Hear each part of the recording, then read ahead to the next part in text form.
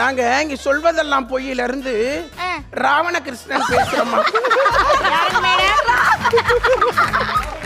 சரஸ்வதி ராவணகிருஷ்ணன் பேசுறோம்.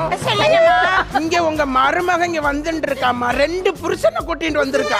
என்ன மேடம் சொல்றீங்க? 2 புருஷனை கூட்டிட்டு வந்திருக்கான்னு சொல்றேன்.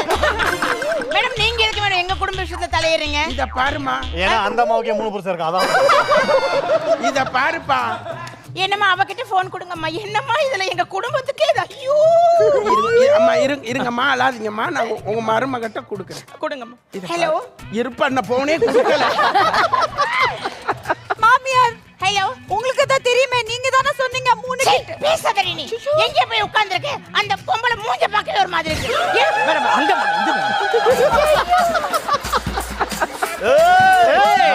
இதுக்கு மேல மனசுல இருக்கிறதெல்லாம் இப்பதான் வெளியே சொல்றான் மேடம்.